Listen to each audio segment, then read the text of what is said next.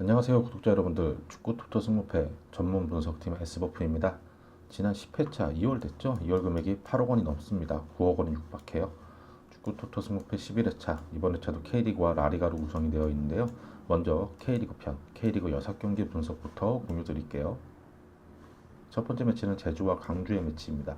먼저 홈팀 제주, 올 시즌 1승 4무, 극한의 짠물 수비로 무패 행진이에요. 5경기에서 2실점밖에 안 했습니다.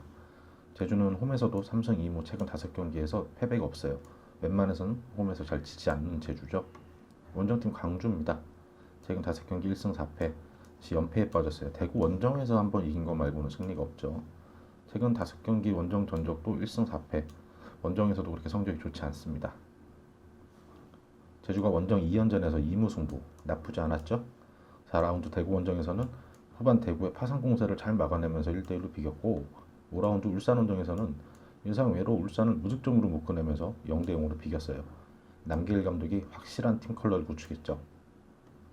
정훈, 권한진, 김호규 이 3백이 완벽한 호흡, 그리고 촘촘한 간격 유지를 바탕으로 아주 높은 수준의 수비 조직을 선보이고 있어요. 제주의 제일 큰 걱정은 바로 공격의 실마리죠.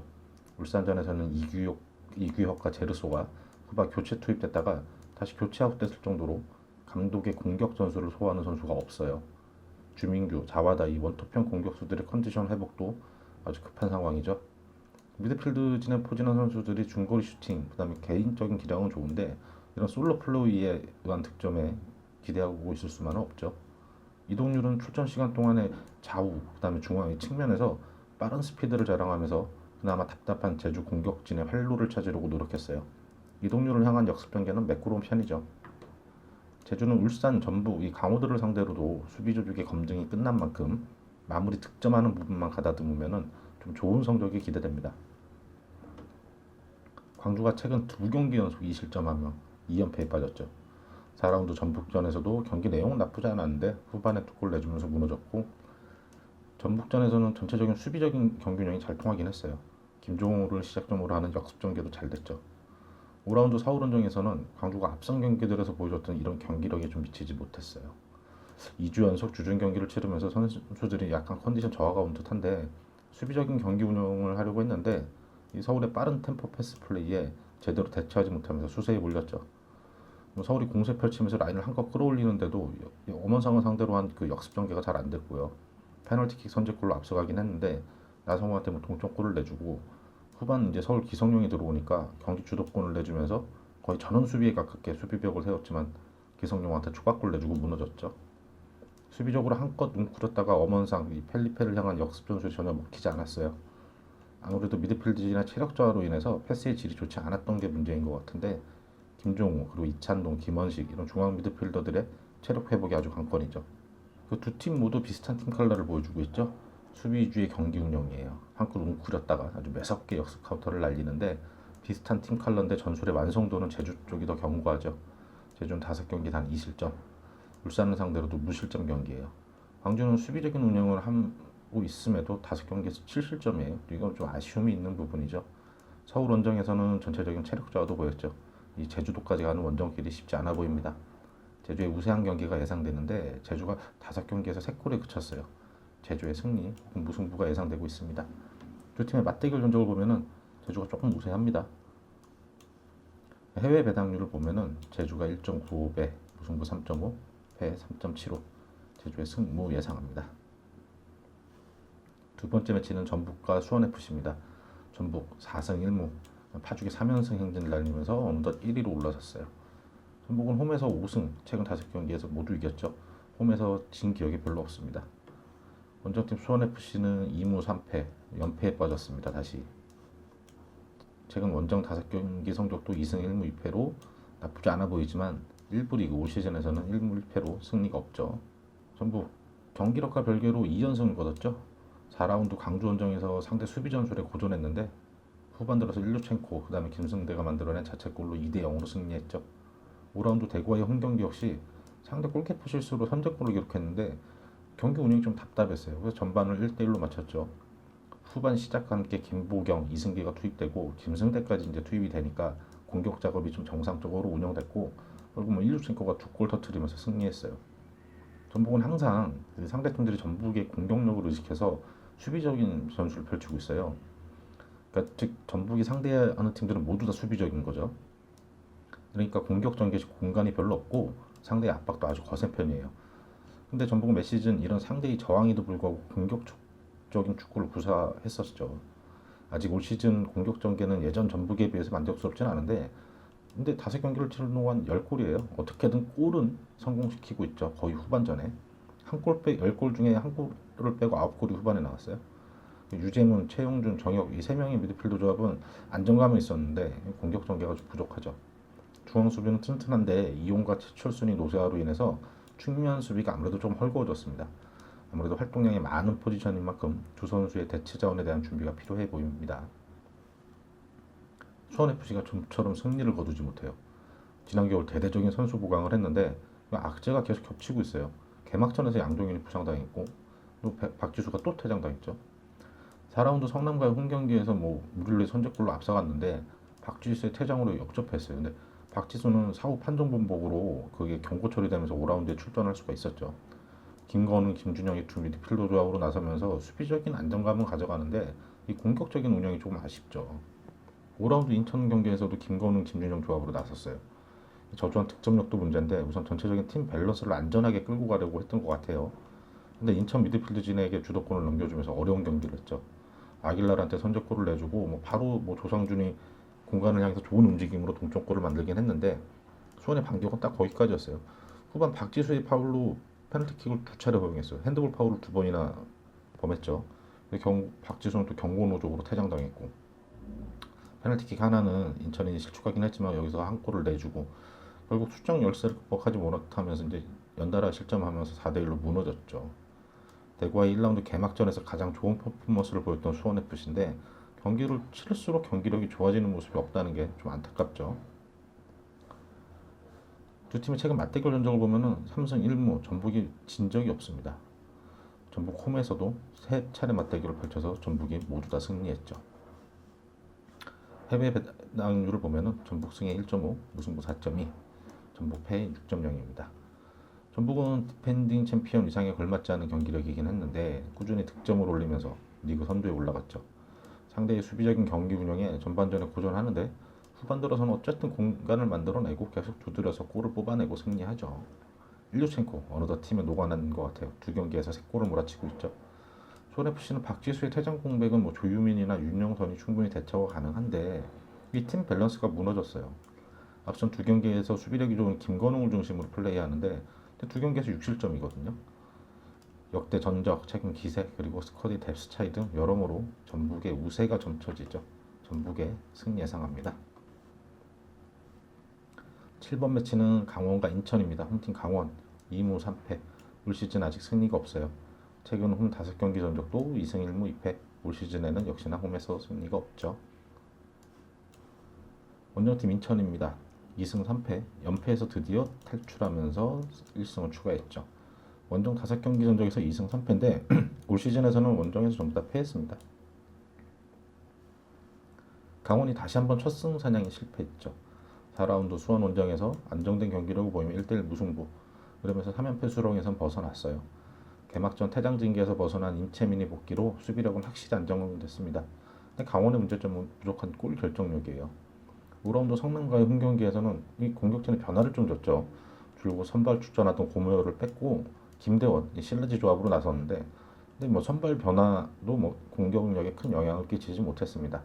성남의 수비 조직을 쉽사리 공략하지 못했죠. 근데 왼쪽 미드필더로 나선 윤석영이 좀 돋보이는 활약을 했어요. 계속 왼쪽 라인을 파고들었죠. 중앙 미드필더 한국영, 그다음에 김대우 아주 공격적으로 좀 움직임을 보이기도 했어요. 몇 차례 찬스가 있었는데 김양광 골키퍼의 선방이 막히면서 볼을 연결을 시키지 못했죠. 후반 고무열, 조재환, 김수범 공격적으로 선수 교체를 하긴 했는데 득점에는 결국 실패하면서 0대0으로 비겼어요. 수비 조직과 미드필드진의 안정감을 찾는 만큼 득점력만 끌어올리면 되는데 이 해법 찾기가 쉽지 않아 보입니다. 인천이 드디어 연패 탈출에 성공했죠. 지난 4라운드 서울을 상대로 팽팽한 경기를 펼치고도 경기 막판 실점하고 송시우가 퇴장당하면서 좀 타격이 커 보였는데 5라운드 주중 경기에서 가용 가능한 베스트 멤버를 출동하면서 나섰죠. 문지한과 폭백라인이 견고한 수비력을 보였고 김도혁과 아길라르가 공격적인 경기 운영을 펼쳤죠. 이날 경기에서는 김현이 수원 수비수들을 상대로 선전하면서 무고사의 공격을 어느 정도 대체해줬습니다. 내게반은 측면에서 확실히 위협적인 움직임을 많이 보였고요. 아길라르는 미드필드에서 압도적인 기량을 선보이면서 수원 미드필더들을 밀어냈고 결국 선제골을 장식하기도 했습니다. 수원 박지수의 퇴장으로 수적 우위를 점하자 매섭게 공격을 몰아쳐가지고 4대1 대승을 거뒀죠. 인천이 경기 운영을 잘 풀어간 측면도 있는데 이 상대 수원이 스스로 무너지면서 조금 손쉽게 연패에서 탈출했죠. 두 팀의 최근 맞대결 전적을 보면은 삼성 1무 1패로 강원이 우세합니다. 강원 홈 맞대결 전적에서는 2승 1무 2패, 팽팽하긴 했어요. 배당률을 보면은 강원 승 2, 강원 무 3.4, 강원 패가 3.5로 배당이 나와 있습니다. 근데 배당률이랑 좀 다르게 흘러갈 것 같습니다. 강원은 경기력에서 안정감을 찾아가고 있는데 득점력이 관건이죠.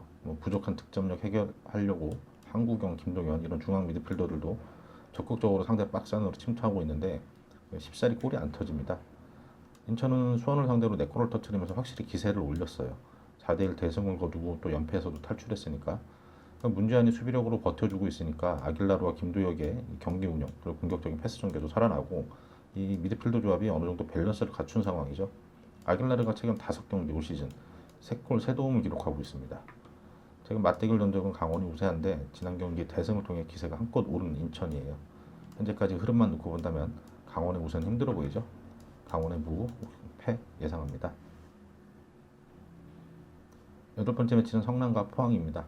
홈팀 성남 최근 5경기 2승 2무 1패 3경기 연속 패배가 없는 상황이죠. 성남은 최근 5경기 홈경기에서 2승 1무 2패 올 시즌에서는 홈에서 아직 패배가 없습니다. 원정팀 포항은 2승 1무 2패로 부진에 빠져 있습니다. 최근 3경기에서 승리가 없어요. 원정 5경기 전적도 2승 3패, 올 시즌에서는 1승 1패를 기록하고 있죠. 성남은 최근 서울 수원FC와 2연전을 모두 승리하면서 올 시즌 최적의 베스트 11 구성을 찾아냈죠. 3라운드 서울과의 홈경기는 뮬리치 PK로 승리했고 4라운드 수원FC와의 경기는 뮬리치의 첫 필드골, 그다음 부시의 왼발골로 2대1 역전승을 거뒀어요. 2연승 과정에서 안영규, 마상훈, 이창용, 이 3백 조합이 아주 굉장히 견고한 모습을 보였고 중앙 미드필드 역시 수비와 공격 역할 부분을 통해서 밸런스를 잘 맞췄어요. 5라운드 강원 원정에서는 이종성을 대신해서 권순영이 선발 출전했는데 강원의 공격적인 플레이에 좀 제대로 대처하지 못했습니다. 결국 후반 이종성을 교체 투입하면서 수비적인 부분을 보강했죠. 원정 경기인 만큼 우선 안정감을 찾는 데 집중한 모습이에요. 이종성이 투입되면서 미드필드진이 안정되자 성남이 좀 공세를 펼치기도 했어요. 물리치는 후반 중반 상대 수비와 몸싸움을 이겨내고 드리블 돌파 그리고 멋진 슈팅까지 장신 공격수답지 않은 모습도 보여주기도 했습니다. 상대 골키퍼한테 막히긴 했는데 물리치의 인상적인 모습이었죠. 후반 막판 안영규가 경고누적으로 퇴장당했는데 그걸 버텨내면서 0대0 무승부를 기록했어요. 연속된 주중 경기로 선수들의 몸이 좀 무거워 보였죠.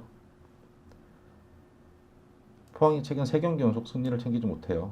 3라운드 제주원정 가서 패했고 4라운드 울산한테 비기고 4라운드 울산과의 경기에서는 예상과 달리 좀 많은 활동량 그 다음 적극적인 경기 운영으로 1대1 무승부를 거뒀어요. 그러나 5라운드 수원과 홈경기에서 포항이 와르르 무너집니다. 베스트 멤버들이 전원 선발로 나섰는데 연이은 경기 그 다음에 동해안 더비의 체력 소모가 컸던 것 같아요. 전반 초반부터 상대 역습을 막아내지 못하면 선제골을 내주고 끌려갔죠. 볼 점유율을 높게 가져갔는데 그 수원의 촘촘한 3백과 중원을 뚫지 못하면서 의미 없이 뒤에서 공을 돌리면서 점유율만 그냥 높아졌을 뿐이죠. 계속해서 수원 역습에 괴롭힘 당하던 포항은 오범석의 패스미스로 추가골을 내주고 후반 또 세게 골을 내주고 말았어요. 선발 출전했던 크베시치는 전방에서 좋은 활약을 펼치긴 했는데 교체로 나선 타시는 아직 정상 컨디션이 아닌 것 같습니다. 3대0으로 완패, 무너진 체력, 분위기를 빠르게 끌어올려야 될 상황이죠. 두 팀의 맞대결 전적을 보면은 1승 4패로 성남이 최근 포항한테 4연패를 당하고 있죠. 성남 홈 맞대결 전적도 2승 3패로 성남이 홈에서도 열세입니다. 배당률 보면은 성남 승에 4, 무승부 3.3, 성남 패 1.91입니다. 성남 최근 안정된 경기력을 보여주고 있어요. 득점력이 조금 아쉽긴 한데 이종성을 중심으로 한 미드필드진이 수비와 공격 밸런스를 잡아주면서 아주 탄탄한 모습을 보여주고 있죠. 다만 뮬리치, 부시, 박용지의 골 결정력이 조금 더 올라와야 됩니다. 포항은 하창래가 군입대한 중앙수비진의 공백을 메우지 못하고 있습니다. 그랜트가 4월 초에나 부상에서 복귀한다고 하니 올 시즌 5경기 모두 실점을 기록했죠. 그래도 첫 1, 2라운드는 선제 실점 후 역전에 성공했는데 이후 3경기에서는 1무 2패로 부진합니다. 크베시치 합류로 공격진의 속도와 파괴력은 확실히 더 올라갔어요. 수비 안정화와 지친 체력 회복이 관건이죠. 최근 기세는 성남이 앞서가지만 포항이 연패에 빠질 전력은 아닌 것 같습니다. 성남은 안정된 3백 조합을 구성했던 안영규가 퇴장 징계로 나서지 못하는 리스크가 있어요.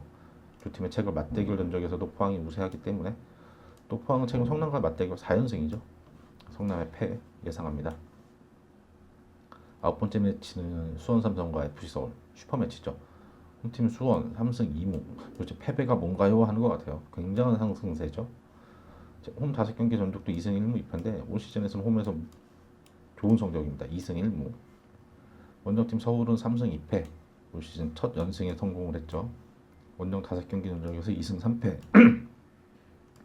올 시즌 1승 2패로 원정 성적이 이렇게 좋은 편은 아닙니다. 수원이 최근 2경기 연속 무승부로 주춤하더니 새로운 팀 컬러를 보이면서 5라운드에서 포항을 상대로 3대0 완승을 거뒀죠.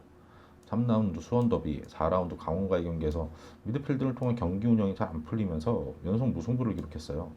근데 5라운드 포항 원정에서는 최전방 김건희 파트너로 정상빈을 투입했는데 이 박건호 감독의 판단이 적중하면서 이 20살 청년이 경기를 뒤집어 버렸죠.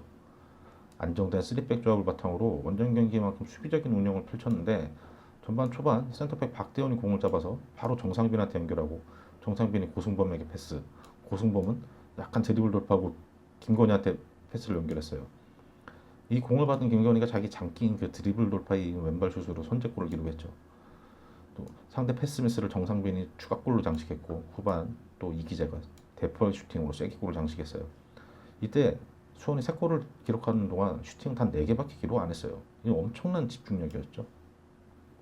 5경기에서 단 1실점으로 안정된 수비력도 인상적이죠. 민상기가 부상으로 빠진 자리는 최종원이 합류하는데 오히려 더 안정된 느낌입니다. 공격력 역시 정상빈이란 슈퍼루키 등장으로 더욱 날카로워졌어요. 서울은 시즌 첫 연승에 성공했죠. 키플레이어는 역시나 기성용이었어요.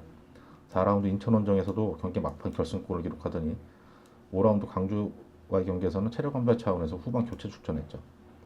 서울은 전반부터 광주를 강하게 압박했습니다. 팔로세비치와 나상호가 공격을 주도하고 오른쪽 풀백 김진야도 공격 가담이 아주 깊게 들어갔죠. 우세한 경기 운영을 했는데 먼저 PK를 내주면서 실점했습니다. 나상호가 출중한 개인 기량을 앞세워 동점골을 성공시켰죠. 후반 기성용이 투입되자 서울의 경기력이 한층 더 안정되고 공격적으로 변했어요. 광주를 압박했죠. 결국 기성용의 한 박자 빠른 템포의 왼발슛으로 역전골을 성공시켰어요. 서울은 수비적인로 나선 광주를 상대로 유기적인 패스 플레이를 통해서 무려 19개 슈팅을 시도하면서 일방적인 경기를 펼쳤습니다. 연승을 거두면서 기분 좋은 승리를 거두긴 했는데 이 박주영, 팀의 마청인 박주영의 침묵이 좀 길어지고 있죠. 그리고 오스마르하고 기성용 두 미드필더의 이 체력 안배도 관건입니다. 최근 맞대결 전적에서는 1승 1무 3패. 그리고 가장 최근 경기에서 슈퍼매치 무승을 벗어난 수원이었죠. 최근 홈 맞대결 전적도 1승 1무 2패. 마지막 홈 경기에서 수원이 승리한 겁니다.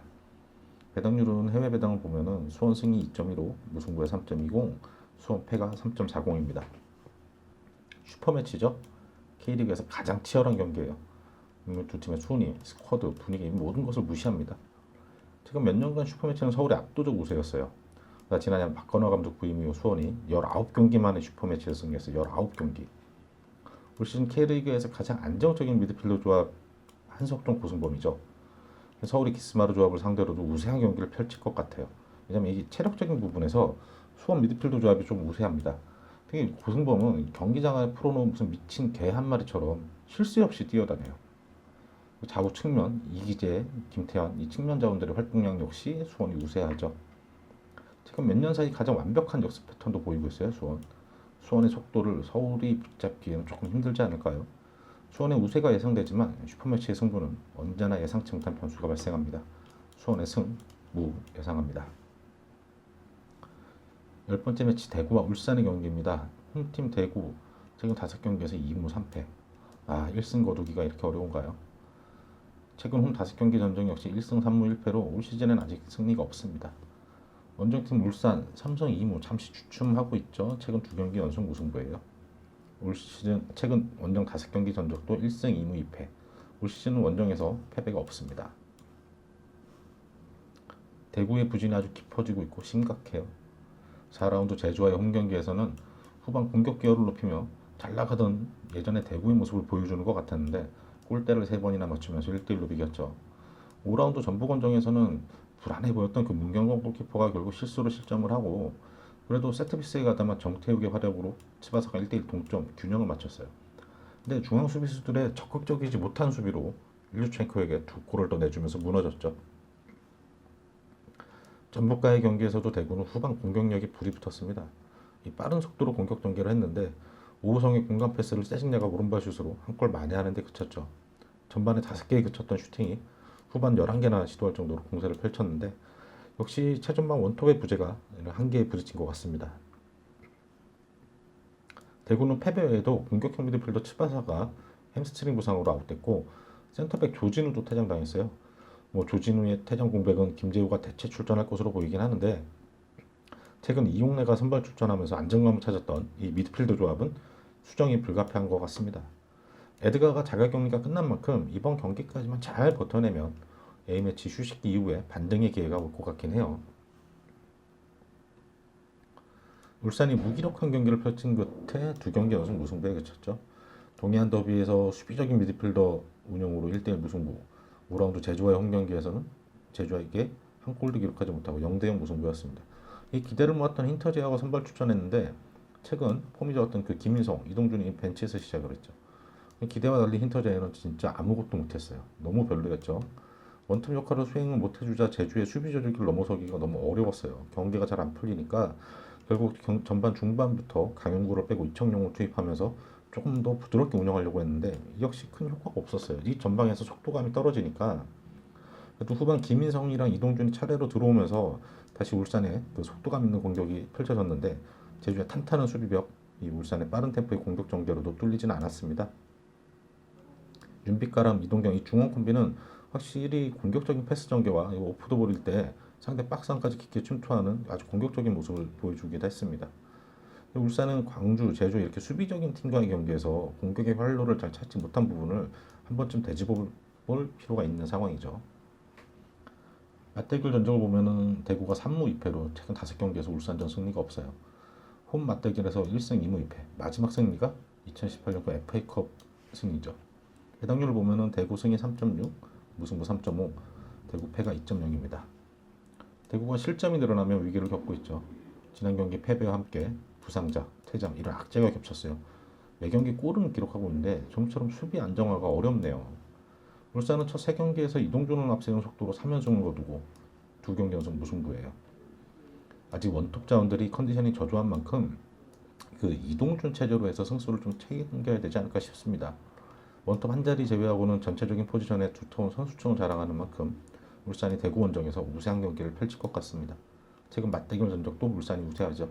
대구의 패 예상합니다. K리그 6경기 최종 픽입니다. 제주와 광주의 경기는 제주의 승 혹은 무승부 예상되고요. 전북 수원FC는 전북의 승, 강원과 인천은 강원의 무승부 혹은 인천의 강원의 패배 예상됩니다. 성남과 포항은 성남 패 예상되고요. 슈퍼매치 수원의 승 혹은 무가 예상됩니다. 대구와 울산 경기는 대구의 패 예상됩니다. 지금 2주 연속 K리그가 주중 경기를 치르면서 이 스쿼드가 두텁지 않은 팀들은 좀 전체적인 체력자가 보이고 있습니다. 그래서 그런 거 전부 고려해서 분석한 결과이고요. 저희는 내일 라리가 8경기 분석 영상, 그 다음에 14경기 최종 픽을 들고 다시 찾아뵙겠습니다.